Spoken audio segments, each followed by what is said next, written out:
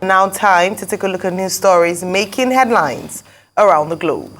The controversy over the tenure of local government chairpersons in Rivers State yesterday took a fresh twist after some armed youths threatened to force out council heads found occupying their offices after the expiration of their constitutionally guaranteed terms by midnight of Tuesday. But Rivers State Commissioner of Police, Mr. Olatunji Disu, addressing journalists yesterday at the State Police Headquarters, warned troublemakers to shun any planned violence in the state. Disu said anyone found fomenting trouble will face the full wrath of the law. Reacting to the dispute yesterday in Port Harcourt as he celebrated Eid al-Kabir, ex-armed agitators leader Asari Dokubo advised the chairman of the 23 local government areas in the state to accept the end of their 3-year tenure in good faith and avoid creating a crisis. The council chairmen who had threatened to remain in office after the end of their tenures were banking on a law passed by the Martin Ameole-led Rivers State House of Assembly, which extended their tenures by 6 months following the alleged failure of Governor Siminalayi Fubara to conduct fresh local council elections.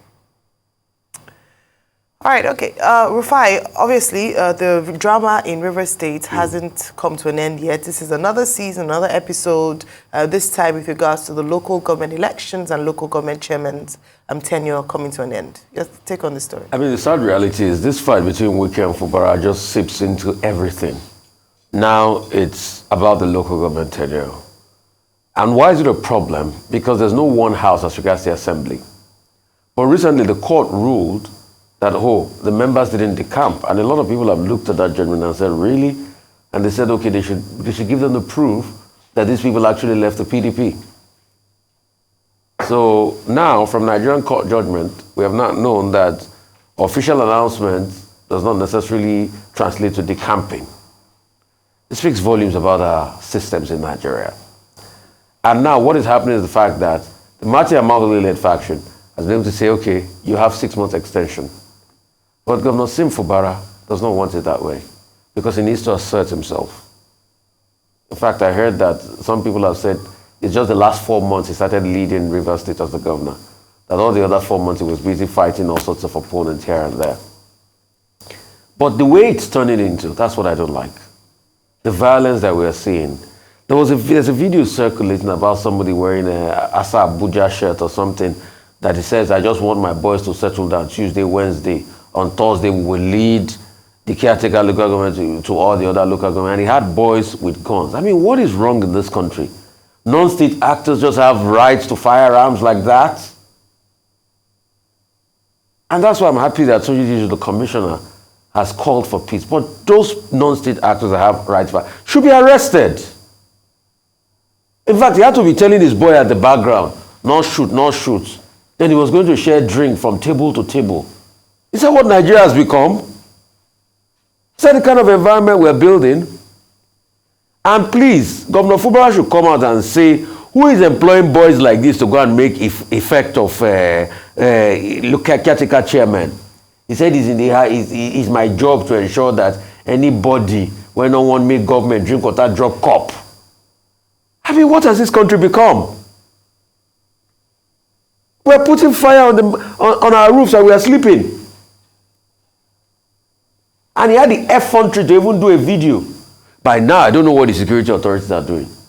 And that's why my very good friend and brother that leads Vatla there, Emmanuel Igbini, has said that we should call for peace in all of this. You can't use violence to enforce things. I'm also happy that we've seen police reinforcements. But we must have an amicable resolution to all of this. Not non-state actors brandishing firearms over the streets of Port Harcourt and Rivers and saying they are going to effect this change. On the contrary, some local government chairmen have already accepted their fate. In fact, some of them have done their end of tenure Thanksgiving service and all of that, and they're ready to move on. But some are still hardline. But please, we must not have a case where rivers will just degenerated into rivers of blood. All right. Okay, the tenure of a local government chairman is a constitutional matter. And it's constitutional to the extent that the tenure of members of National Assembly, members of the executive arm of government is determined by the Constitution. What we now have in Rivers State It's an interesting situation whereby the lawmakers who do not want, the local government chairmen who do not want to leave office are quoting the authority of the State House of Assembly. Is the State House of Assembly in Rivers, whether legitimate or illegitimate, is it in a position to override the Constitution of Nigeria? Once upon a time, the Association of Local Government Chairmen of Nigeria, I think the body is called ARGON, tried to push constitutional amendment to effect an extension of the tenure of local government chairmen to 4 years, but that didn't fly. So the tenure remains 3 years. And once that tenure expires, it will amount to an act of illegality for anybody to claim that he or she can stay a day longer. The president of Nigeria cannot stay a day longer than 4 years. He will have to go through due process. But the part of the crisis that we see in Rivers are two-dimensional. The first is the fact that, these local governments, they are seen as an extension of government house. And the governors in these states are overlords who think that they can use their influence and make rules for, the local governments and appoint caretaker committees and even hide under the joint state and local government, council accounts to misappropriate allocations due to local councils under Section 162. In that particular regard, we have the Attorney General of the Federation and Minister of Justice, Lateef Fagbemi SAN, having now gone to court, to challenge that aberration, with the state governor saying they don't want to let go of the local council. So the local councils, in terms of autonomy, there is a problem there with the state government, with government house in particular. And now in Rivers has now added a new dimension to it, where the tenure of local government chairmen has become a matter of personality conflict, of factional divisions, of a jungle that has matured, as Simi Fubara, the governor of Rivers himself, put it. Now you have local government chairmen saying that they only report to Amehule, who is the factional speaker, wicked speaker. He is some wicked speaker. And that they will not respect the directive of the president, of the governor. Ordinarily, the governor has no business even giving directives as to the tenure of local council chairmen. It is for those local council chairmen to respect the rule of law. But all of this has been messed up because of the kind of peculiar politics that we find in Rivers State at the moment. Now, where is the problem? The problem is about maintaining peace and order. And that is why the security agencies have a role to play. Iringe Kuku, I think that's her name, the spokesperson for the Rivers State Police Command, has already had cause to come forward to say, well, the heavy security presence that we have seen in the various local governments, in Port Harcourt local government area, in Degema, in Obioakpo, in other parts of Rivers State, is to show a demonstration of power, is to demonstrate power, so that those who want to cause trouble, foment trouble, will not be allowed to do so. At the same time, you have youths, mainly Ijaw youths, on the streets in the various local councils, saying that they are defending democracy and that any chairman that shows up tomorrow morning will be dealt with. And they are saying Asanyana, Asanyana. Asawana. Asawana, okay, which means solidarity in Ijaw language. So in other words, they are supporting the governor. Now, when I was an undergraduate, we had a professor, Professor Okonede Tuya, who used to talk about what he called oronphobia. And he used to talk about how Cross River State at the time had become, the old Cross River State, not this new one that It's now Cross River and Akwa Ibom. It used to be an old Cross River state. He described the state at that time as an atomistic society, perpetually at war against itself. That is what River State has become. Professor Okun added 2 years statement with regard to homophobia in Cross River State will seem to apply in River State. And the danger is that the state could implode. And that is why I think that all the gladiators have a responsibility to think of the people that they are representing. Because one local government chairman has said, if anybody prevents him from getting to his office tomorrow, that person will go and meet his or her forefathers, wherever they are.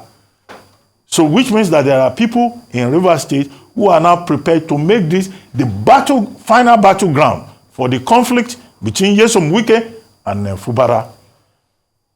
I think in the background, some people have said the National Assembly should get involved. But beyond that, I think also the President of Nigeria in the background should also get involved to call some of the gladiators to order so that they don't pull down this roof upon his head. There are too many tensions already.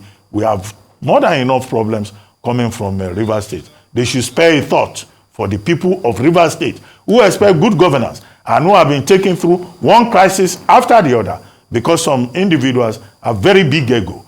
And all of this happening at a time we say we are celebrating 25 years of democracy, 1 year of the election we had next year. Some of these people in government, they just don't get it. And that is why I keep making the point that the key issue as we try to reform this country is about leadership recruitment. So that we don't keep employing as public officials, as elected officials, well, I don't want to use a strong word, but people who are just not up to it. I will have used a stronger word, but let me just leave it like that. It's Councillor Olo of LMA who has said that they will meet their forefathers if anybody comes to his area, local government area, to cause trouble. And he released that in a video. And the boldness of him to come out in a way that he's not able to deny that he made the statement through a video to say that anyone who comes near his area will meet their forefathers, to cause trouble will meet their forefathers. But, what's happening in River State is just another ground to make a strong case for building strong systems and institutions for democracy to thrive. Right from the very beginning, since the main political gladiators in the state have been at loggerheads, we have seen an abuse of democracy, for lack of a better word, in that state. We have seen an abuse of the judiciary system in that state.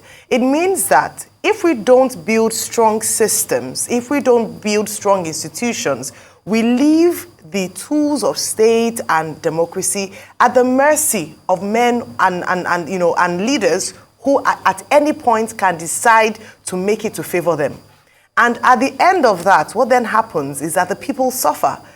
We have said it a number of times that what has come out of River State since actually the swearing in of Governor Siminalayi Fubara is just crisis upon crisis, issues upon issues, illegalities in some cases upon illegalities, and no clear headway. So he celebrated 1 year in office, or he's been able to mark 1 year in office. But what's to show for it?